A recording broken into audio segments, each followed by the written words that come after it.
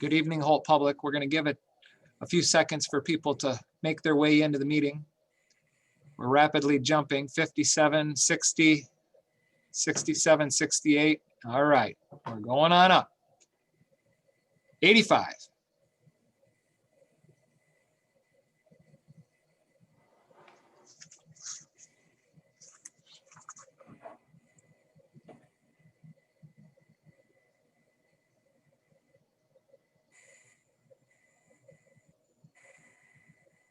If you're just joining us, Holt Public, we will be giving it just a few more minutes or seconds to see if we're going to level out. We have currently 131 on the call. Going back up.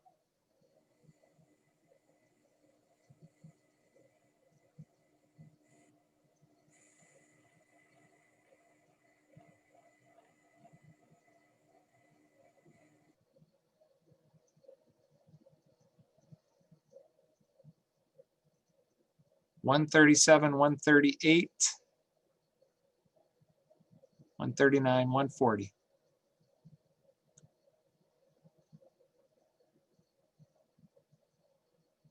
Couple more seconds here, Holt Public, and we're going to get started.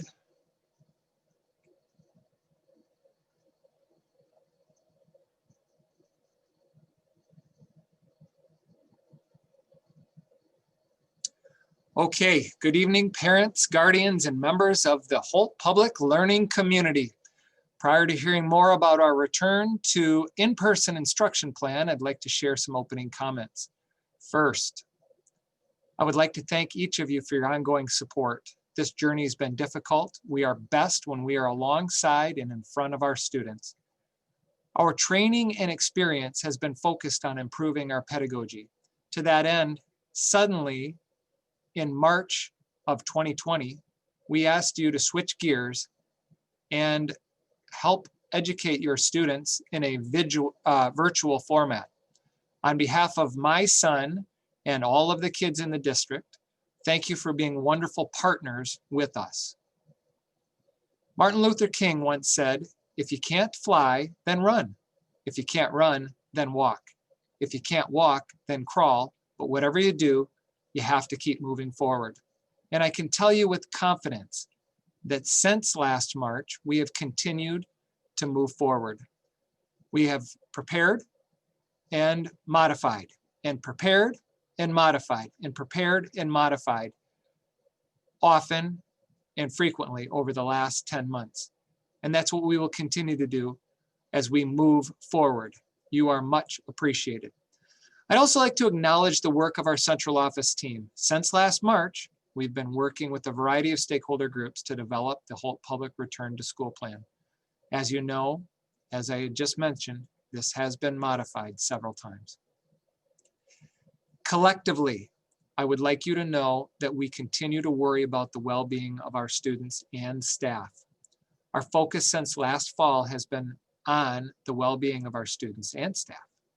The opening of the peak at the week for the past 31 weeks, and some of you have shared that it's very redundant, and I completely agree, has been focused on providing mental health supports and resources. Again, we continue to worry about you and your students. We are invested in you and your students. This has been hard on our students, you as community members and parents and guardians, our teachers, administrators, and the Board of Education. Throughout the pandemic, the health and safety of our learning community has remained our highest priority. You have asked fair questions and raised fair concerns, and each deserve a response.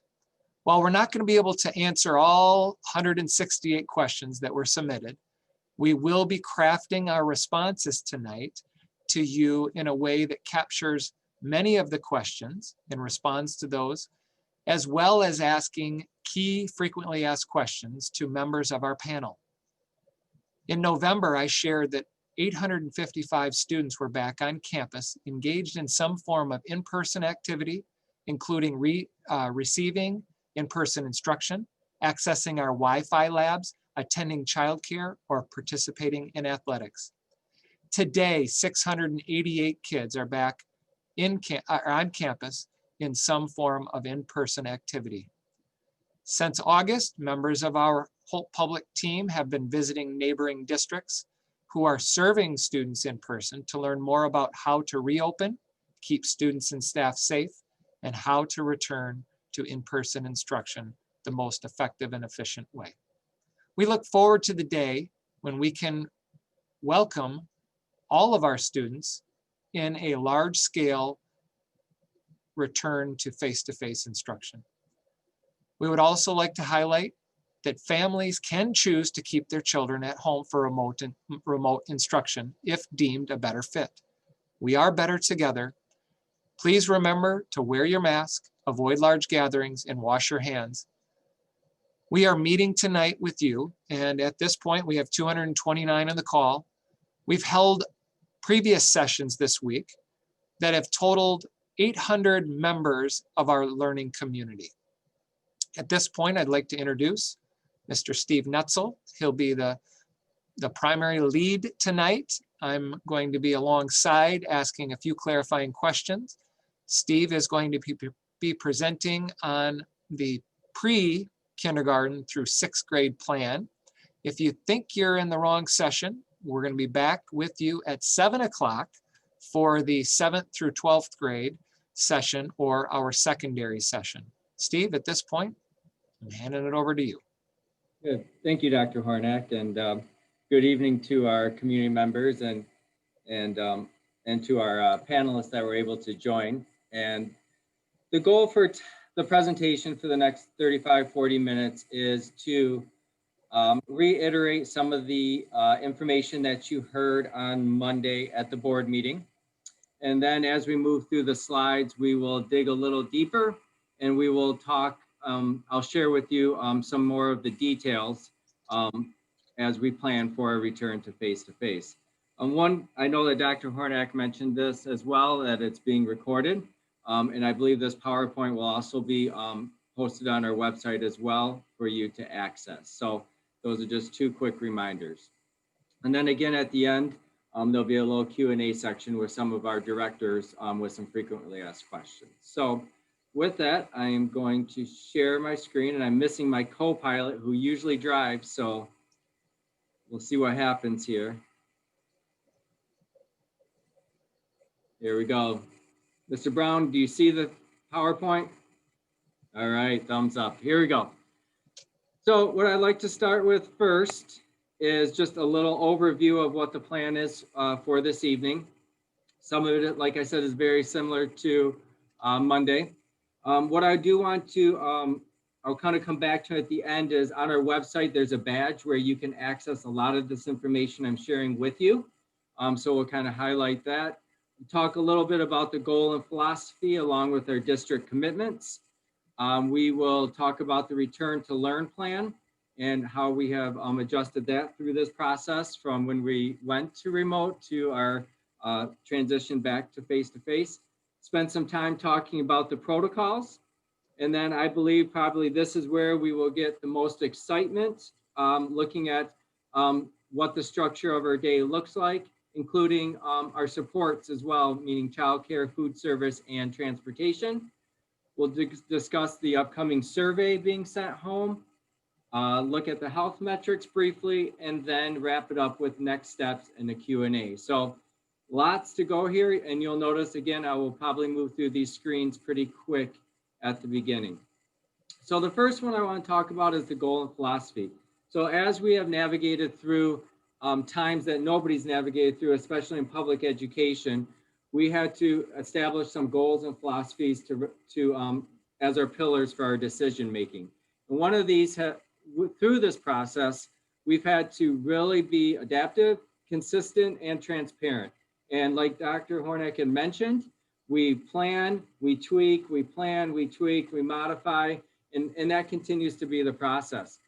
The other piece, couple other pieces is relationships. As Dr. Hornak is the lead of our district, he emphasized relationships every single day in his actions. And this has continued through our remote instruction and prioritizing our next steps. Next one is safety and health protocols. And the pillar that we are standing on is we're going to mitigate the spread of the illness. And with the idea of mitigating the spread comes the implementation of protocols to be able to do that. And finally, we have on an ongoing basis sent out information to get feedback. We've used community as feedback. We've used our staff, our administration. Up till about 10 minutes before this presentation, I was still receiving feedback for this presentation, how to make it better for this group. So this is something that is very, very important to us as we continue to move forward. I like to touch on some of the district commitments. And these are things that we have shared from the beginning. And Dr. Hornak mentioned this at the beginning as well, that we will have an option for students to stay remote the remainder of the school year. And so I know that as a community member, being at Kroger's, being at other places, wherever I shall be, this is still a question that I hear a lot. And to reiterate again, you have the option to stay remote the remainder of the school year. Another commitment is we're looking in the very near future to send a survey out to our families to declare a commitment to what they would like to do. And we'll talk about that a little bit more as we get through. Another commitment that I think is important that we're all on the same page with, that face masks will be required. This is something that that will be emphasized throughout this PowerPoint, through our protocols. Another piece I like to touch upon is the weekly learning plans. So those are the plans that you receive Sunday. Sometimes I receive from my own kids on Saturday, Monday morning. These are the plans that explain to our families what the week looks like, what the day looks like in regards to their subject areas and specials and such. So that will continue no matter what mode of instruction you choose. For pre-K-6, when we get deeper into the schedule, you're going to notice that we are focusing on cohorting to a single classroom roster. So I will give an example. Let's say Dr. Hornak is a kindergarten teacher. Those kindergarten students will stay with Dr. Hornak the whole day. They will not go to the other first grade teacher. They will not intermingle at lunchtime. They will stay with them. And I'm going to explain that a little bit more later on as well. We are in the process of interviewing and hiring extra support with our buildings. So for us to be able to open up face-to-face and implement the safety protocols that we have in place, we need extra support. And so that's going to be essential to this process. We have to follow the safety and health protocols outlined. And I will show you where we have those protocols. And if they're not accessible on the website, they will be soon. We have a little work to do, but you will be able to access those protocols and read them. Transportation, I can't say enough of how hard our transportation department is working to make sure we have drivers to run our routes. They're interviewing, I think we're really close, and we think it's important, really important that we provide the opportunity for our kids that qualify for transportation to be able to ride. And we're going to talk more about what that means later in the presentation. And finally, our food service department led by Evan, they've been providing food since the pandemic started 8-9 months ago, and they continue to be committed to providing food. And we will commit to that as well as we navigate through the rest of this year, whether remote or face-to-face. Dr. Hornak, would you like to clarify any of those district commitments? Steve, the only thing I'd like to say is that you brought a smile to my face when you referenced me being as a kindergarten teacher. And that is true. 6'4" kindergarten teacher. All right. So one of the links that you can access on our website is the Return to Learn plan. And then it's under the reopening badge, and I have a picture of that later. A couple things I want to highlight is when you go to this link, there'll be 3 columns, and I encourage you to focus on the middle column because that is where we're doing the bulk of our work.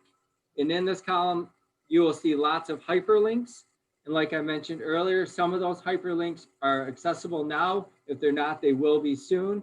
Some of those links include our protocols, within those links, you'll see some other pieces about the CDC or health metrics.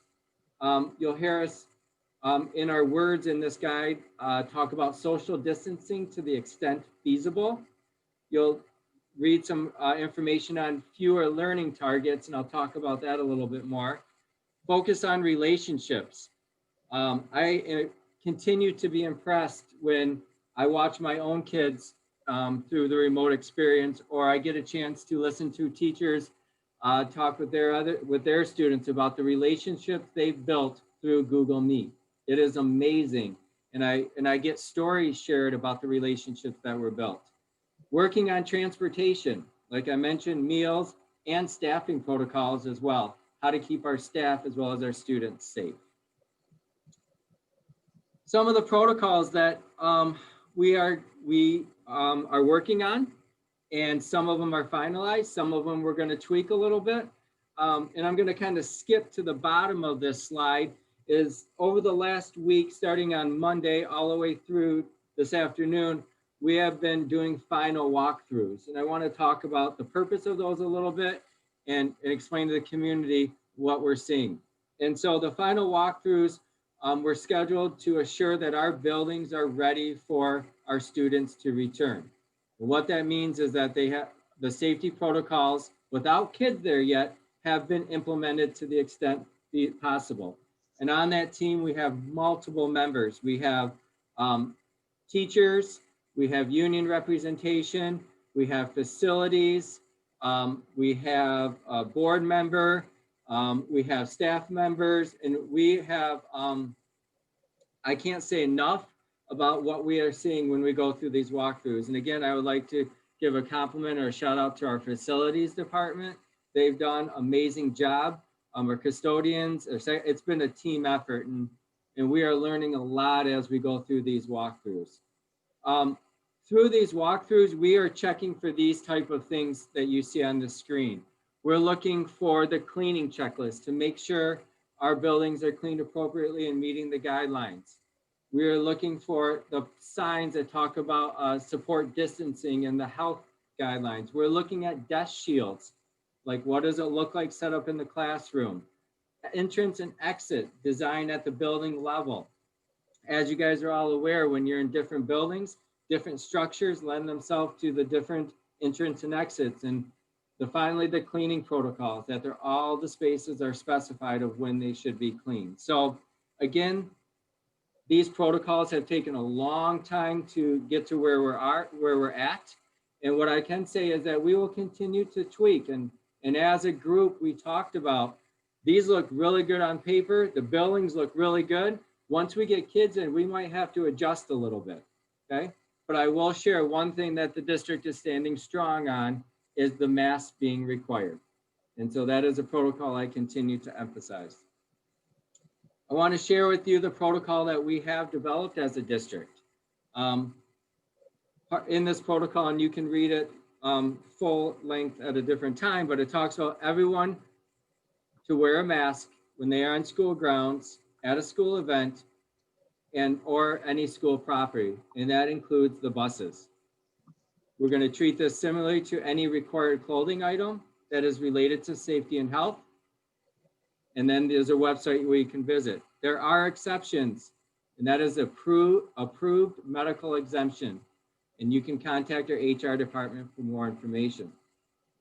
As well as, this protocol also defines what a mask is. And so we have a visual here of what this mask is.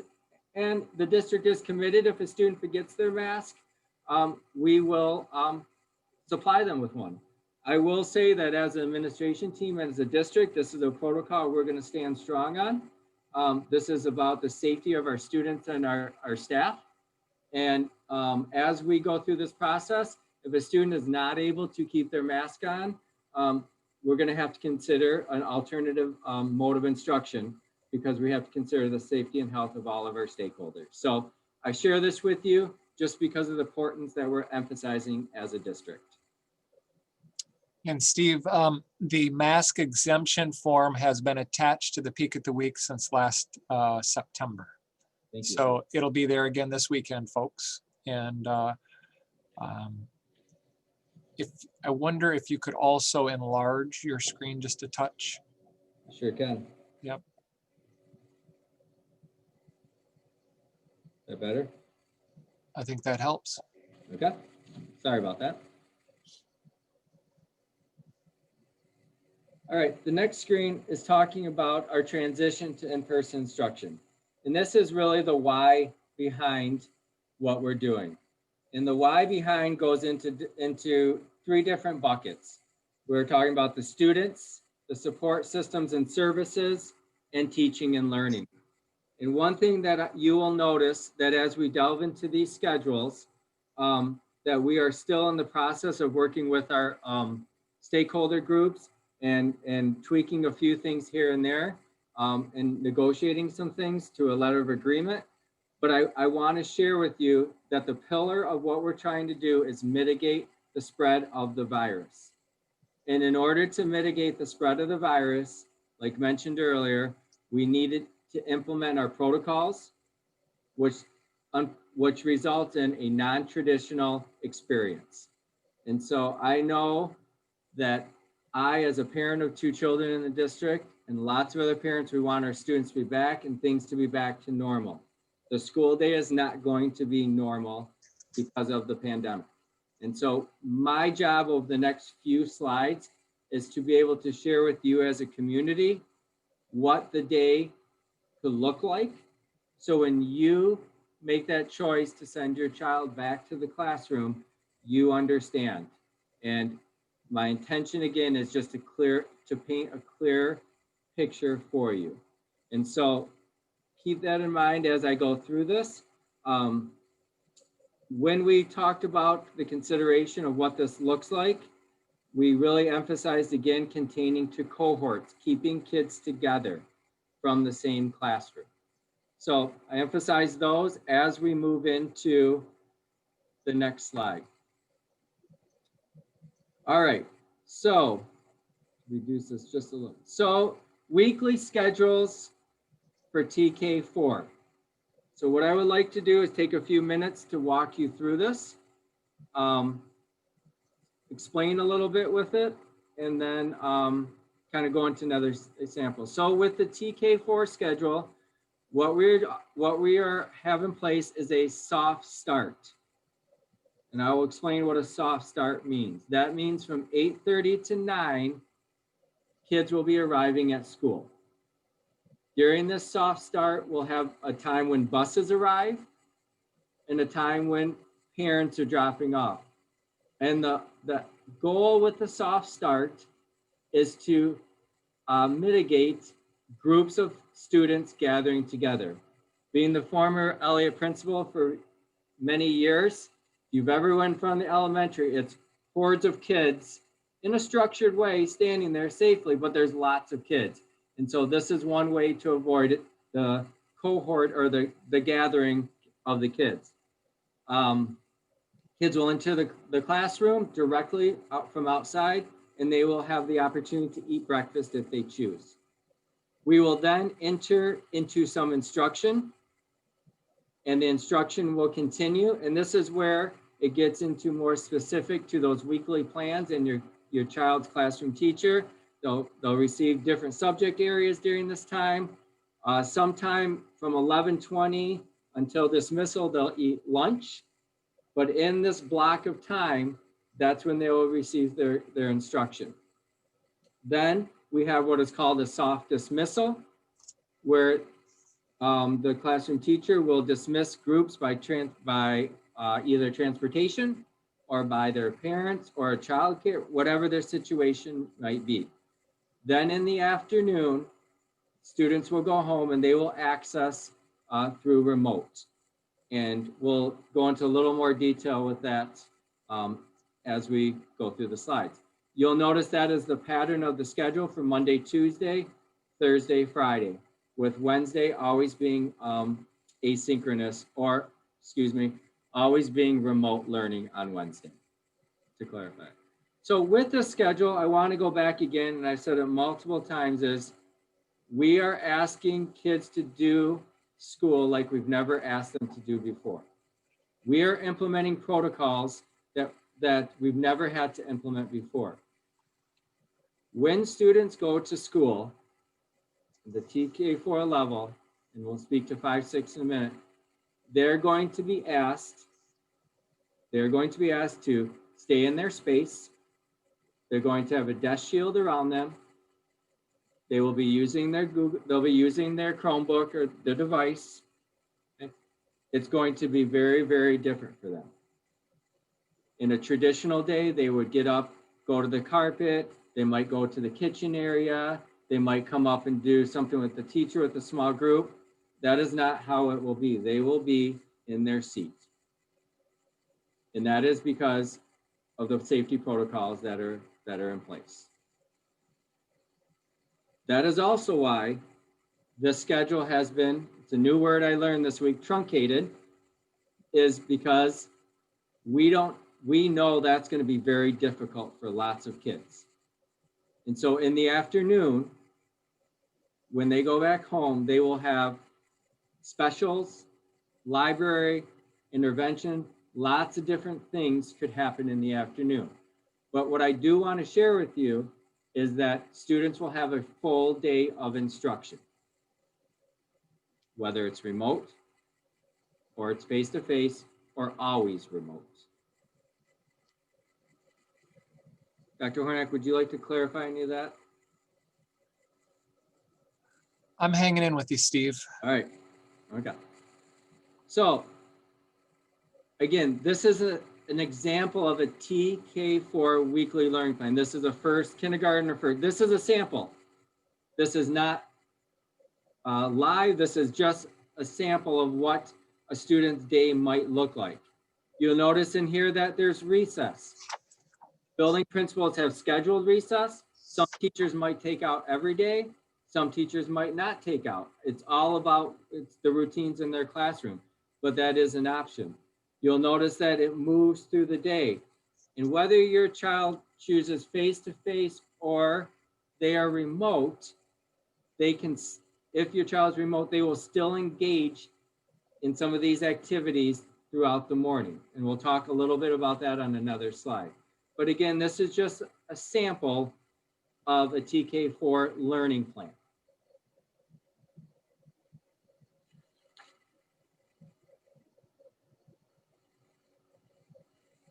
Here's a weekly schedule of 5-6, what this could look like.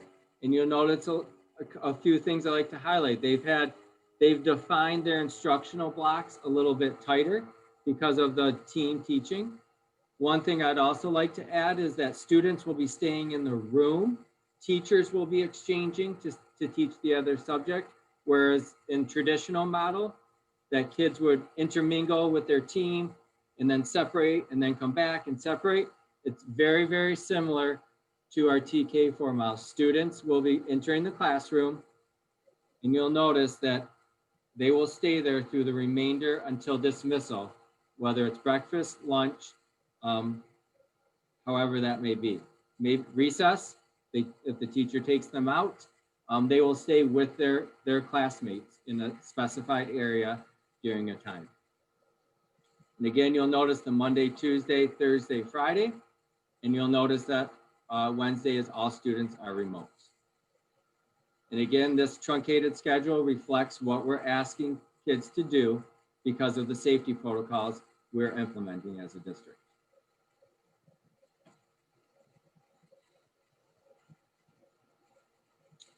Here's an example of a 5-6 learning weekly plan. This is something that you would receive as a parent at home.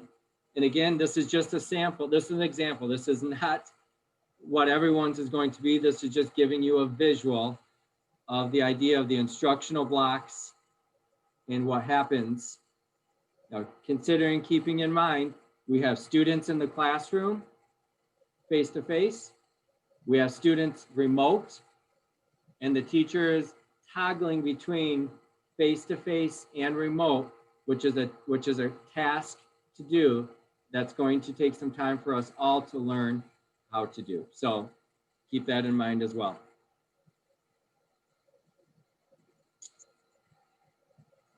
One of the questions, and I really appreciate the the feedback on the question about what does this look like. So here's a slide that I like to talk about.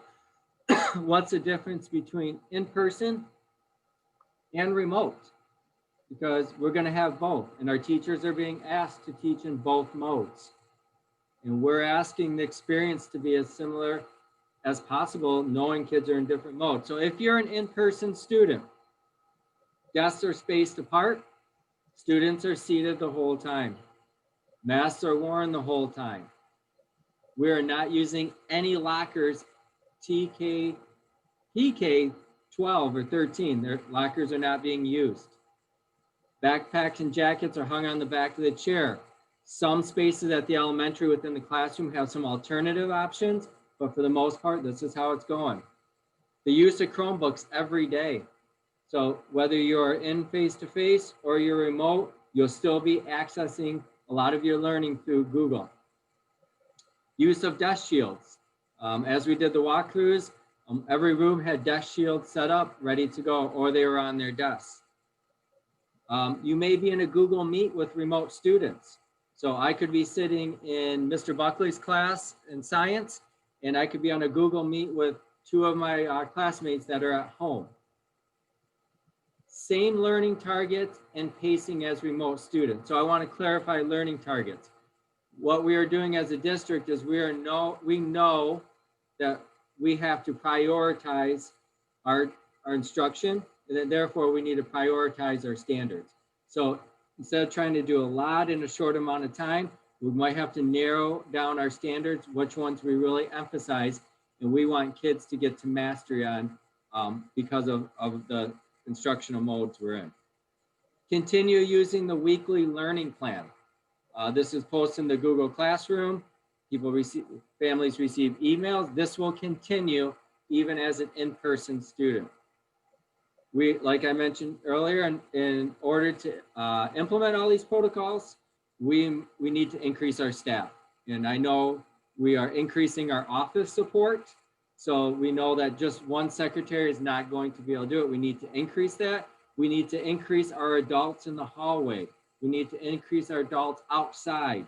And so our building principals are working really, really hard to bring some people in, and HR is getting those people to them, and we're in the process. We're going to be there. Remote students, you have to follow a new schedule. It's going to look a little different than what was before. You will still have that 8:30 time, but it will be a little different because your teacher will be working back and forth. You may be in Google Meets with people in the classroom. You may view live or recorded. So you might be with the class live, and then you might be doing independent and then come back to the class. It all depends on the flow that the classroom teacher has. We'll continue to access the weekly learning plan. Same learning targets and pacing as in-person students. So that is an emphasis that we keep going back to. And also food. So remote students, you'll be able to pick up a five-day meal box every Wednesday, and we have that pre-registration process. So that is something that we are valuing and continuing as a district. It's a lot of time just to feel like I'm talking to myself. All right. So I guess I look to the panel group. Anything from here from the panelists that you'd like me to reemphasize before I get into some of our other departments? We good? All right. All right. Childcare. So actually, before I go back to childcare, I want to click back one more thing. I want to give our public one more view of what a skeleton day looks like. So I know this is something that is a topic of discussion. I'm going to reemphasize that the start is 8:30 to 9. Dismissal starts at 12:30 with the goal is transportation and students to make sure our buildings are empty by 1. Then you'll notice Wednesday is always remote. So again, I want to bring this back to our stakeholders. And then Steve, before you click, the students' educational day continues to be the same as if we were face-to-face or remote. It's 8:30 to 3:35, which would be what it was a year ago this time when we weren't in a pandemic. That is correct. So parents should expect when they receive their weekly plans an 8:30 to 3:35 instructional day. Obviously, there's transition from face-to-face to home, right? But that is still a full day. And that is, again, the same with 5-6.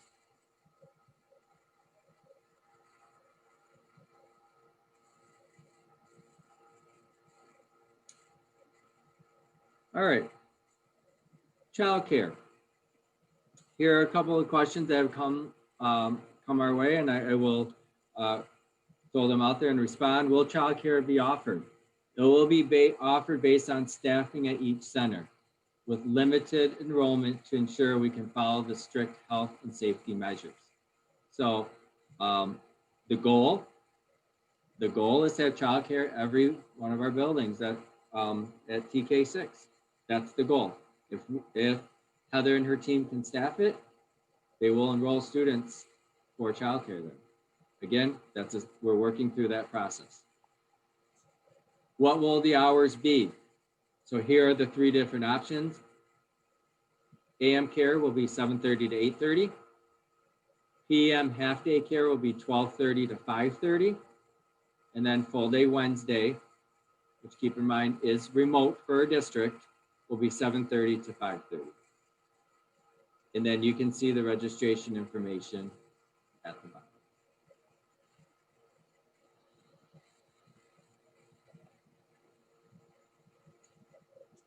Food service.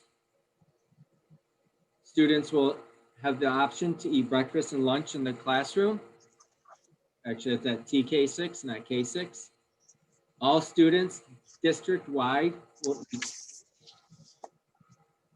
There'll be no snack bar a la carte lines when we return. However, this could be evaluated as the year goes on. And again, as I mentioned earlier, remote students, you'll be able to pick up a 5-day meal box every Wednesday, pre-registration process.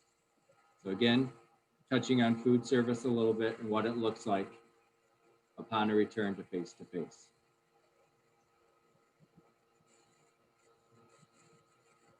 Transportation will provide for our students, residents. So I'm gonna articulate this one. No social distancing will happen on the bus.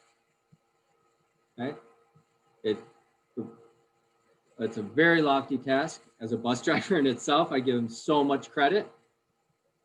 And one thing they need to do is concentrate on the road and make sure our kids are safe. And they cannot turn around and guarantee that social distancing is happening. Students will be required to wear a mask. So when they are about to enter the bus, if they don't have a mask, we will provide them one. And the expectation is that they leave that mask on the whole time on the bus. And if they're not able to wear that mask on a bus, we'll have to revisit to see if transportation on a bus is the best mode for them to get to school. And as promised, and I know Donna's working hard, you will receive pickup and drop off times prior to the start date. You'll have that information.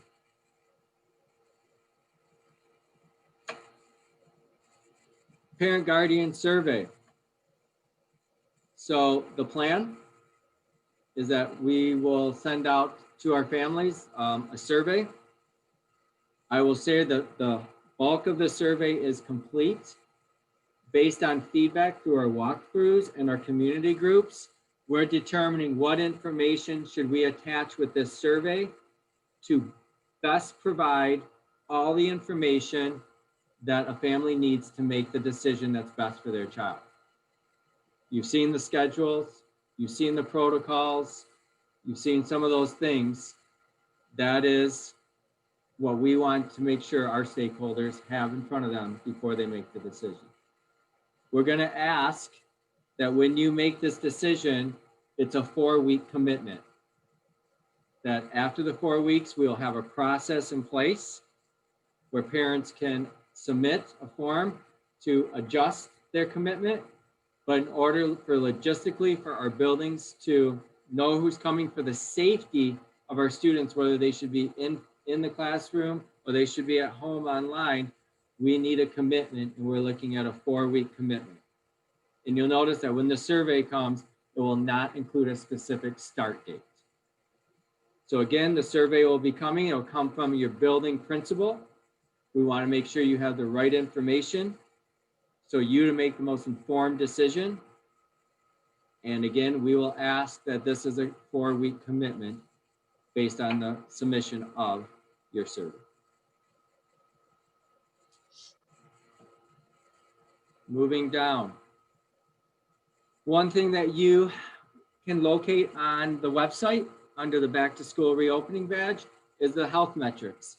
And so we're using the trend line data, we're using the multiple targets as we monitor the cases, the trends, the positivity rate throughout not just our area, but the county and also the state. And as Dr. Hornak alluded to the beginning, we do have some students back in the buildings receiving face-to-face instruction. We have small groups. We have some staff that are back with their kids. We continue to review the data and make sure that as a district, we have the most informed, updated information as we move forward. And before I go, and I guess I'll move to the last slide and then I'll revisit. Moving forward, all this information is on our website. Like I said, there are a few things that we need to finalize so the ADA compliant, but we're almost there. It's under this Back to School Reopening badge. I encourage you to attend the next board meeting on February 8th at 7 o'clock as discussions continue. A survey again will be coming from your building principal, not from the district level, but from the building level. No, there'll also be an updated Q&A that will be posted on our website that you could visit with questions you might have, or you'll see in a minute, you can access my email and send questions my way. You'll also get communication from transportation in the near future about routes, pickup times. And I also encourage you on our website, there's our buildings are listed with our building principals as well. But I encourage you with any questions in regards to the presentation today or clarification, please reach out and email. I do want to go back up to one more slide, Dr. Hornak. I want to re-emphasize, and I'll use TK-4. Okay. I, as a parent, am in the same boat of I want my kid to be in school all day. But I want to re-emphasize what we're asking kids to do if they choose face-to-face in order to mitigate the spread and implement the protocols is not a normal day. And so I hope I was able to articulate that to you, that it's going to look different. And I encourage you to ask questions. Please email and clarification. But our intention with the schedule is to mitigate the spread and support our students and support our staff who are being asked to do a very difficult task of teach 2 modes of instruction.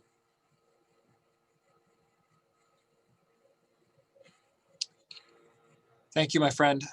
At this point, we're going to ask our panel a few questions. Dr. Quinlan, you are first. Okay. All right. Will there be at the door temperature checks for all kids every day? Student temperature checks will not be conducted at school. All families should be conducting home screenings on students before sending them to school. Please do not send sick students into the building. We will have thermometers available and utilized to check any symptomatic students or staff that become ill during the day. If a student is found to have a fever or other COVID-like symptoms at school, they will be sent to the isolation room and parents will be notified for immediate pickup. The ill student cannot return for 10 days and symptom-free for at least 24 hours or a negative COVID-19 test and symptom-free for at least 24 hours. And again, that's assuming that there is no COVID-19 exposure or quarantine. That would just be for COVID-like symptoms or if sent home due to illness. Thank you, Dr. Quinlan. Kevin, let's move to you for a tech question. So we've basically transitioned to becoming a one-to-one district. Can our district network handle all in-person students and staff being on a device at the same time? And I know, like, even though my iPhone is not on right now, it's in a sleeping mode, it may still be trying to interact with our network. Is video conferencing going to be an issue? Well, Dr. Hornak, we have designed our network with one access point per classroom, exactly for a one-to-one environment. But as you know, we've almost doubled the number of Chromebooks we've had in the last 6 or 8 months or so. So our network has never been tested as it was designed to work. So while we believe it'll work, we know that what works in theory doesn't always work in practice. So until we actually get 6,000 Chromebooks back on site, we won't know for sure. But we are working with network engineers and technicians from Ingham ISD to test and verify that the network will hold that that load on the network. But we also know that in the event that something does happen, we're going to need to have some plans. So we're working on training materials for teachers to be able to instruct students that are on site to disable their cameras so that we're only sending audio signals, which won't require the same bandwidth that a video signal would send. So we're looking forward to students returning, and we're ready to be adaptable and make changes as we need to. Thank you very much for that response. Melissa Stewart, special education.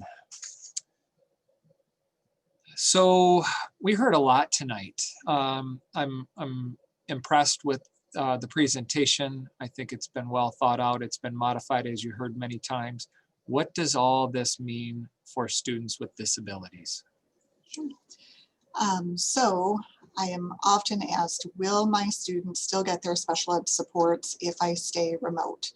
And the answer is yes. So whether you choose to stay remote or send your student back to school, your student will continue to get their special education services.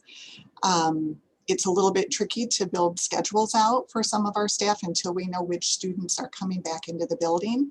So once we have those survey results, our TK-6 special ed teachers, our speech pathologists, social workers, OTs, PTs, they can really get in and try to figure out what their schedules are going to look like.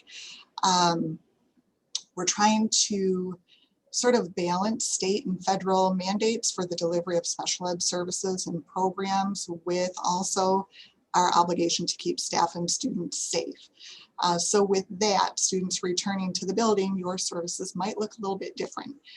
We might have some providers coming into the classroom to work with your student, and we will still in some cases need to pull students out of the classroom individually or in small groups.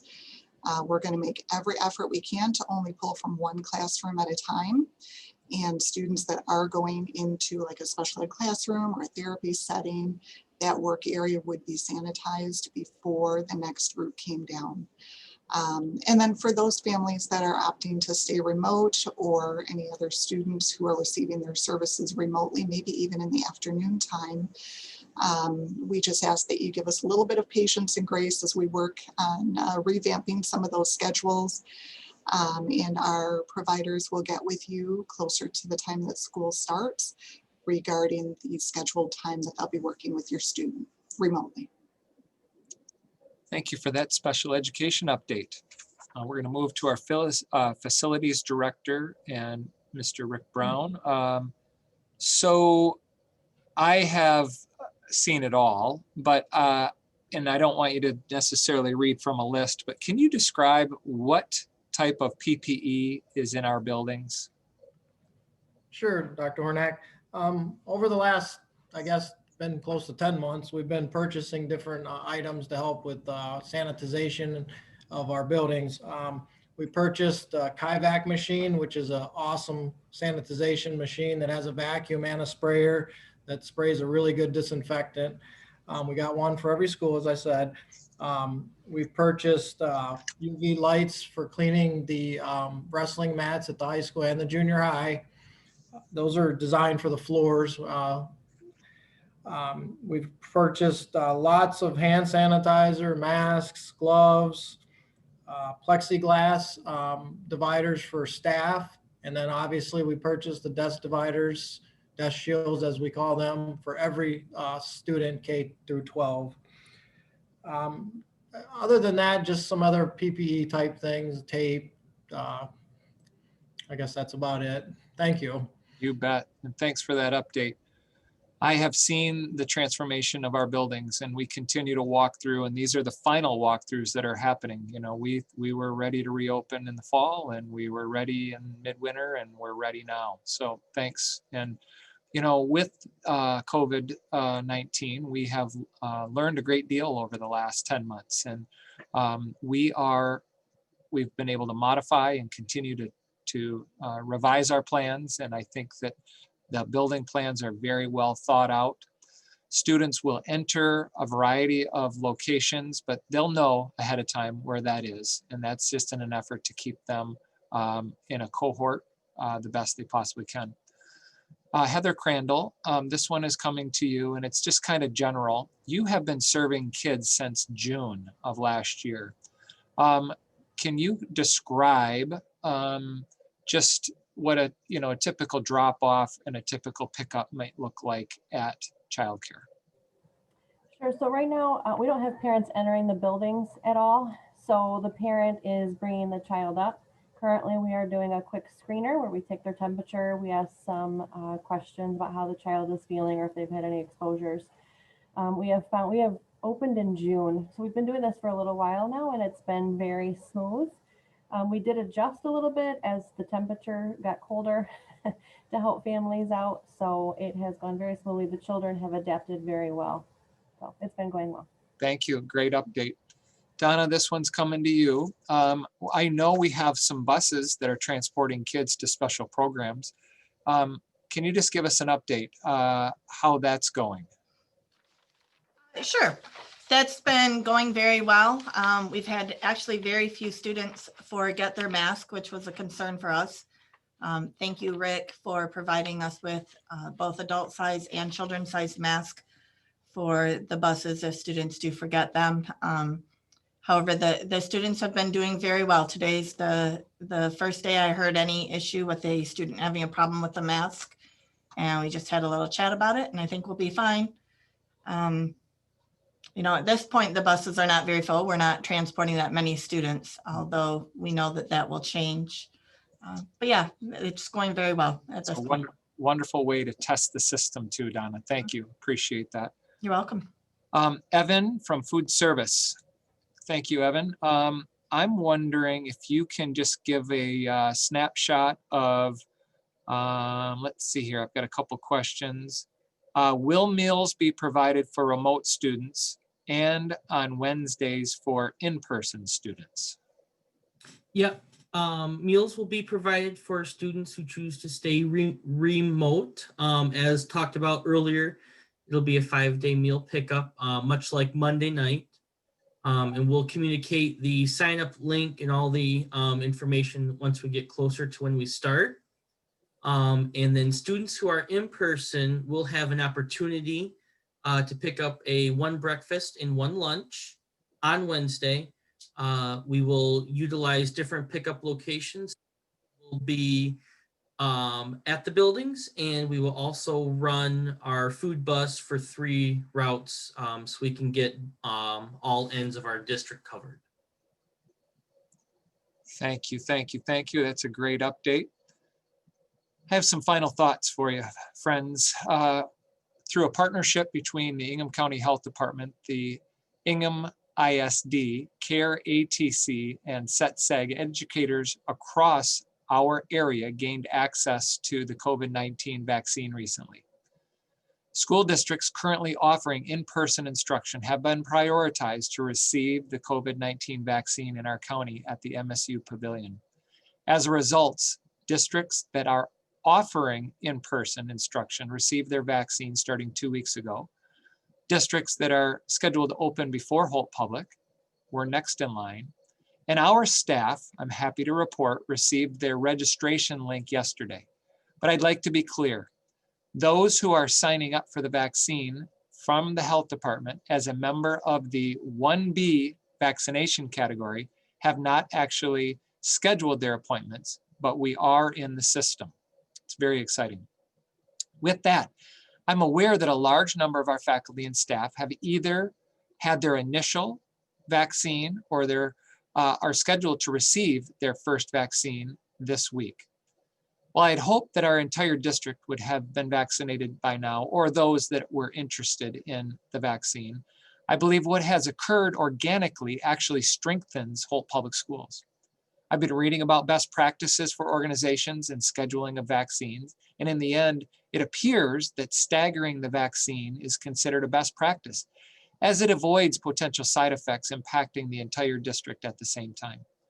Finally, our childcare and other staff that are serving students in person have been scheduled or have been vaccinated this week through the intermediate school district and the health department.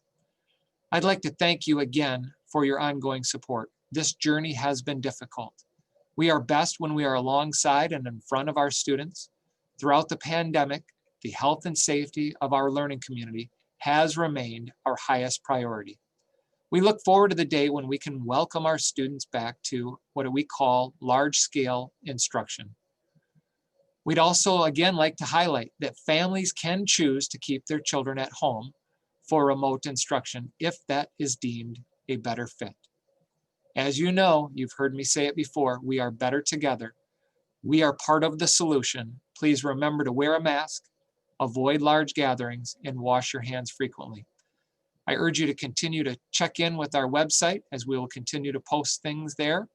As a reminder, I continue to send out the Peak of the Week to approximately 15,000 people. Lots of information is being sent. I understand the Peak of the Week is often quite redundant, but it's there when you may have a question, take a peek at it. Until we see you again, folks, again, thanks for your support. We appreciate all of you. To the panelists, thanks for your contributions. And Steve, thanks for your leadership tonight. Take care, everyone. Have a great evening.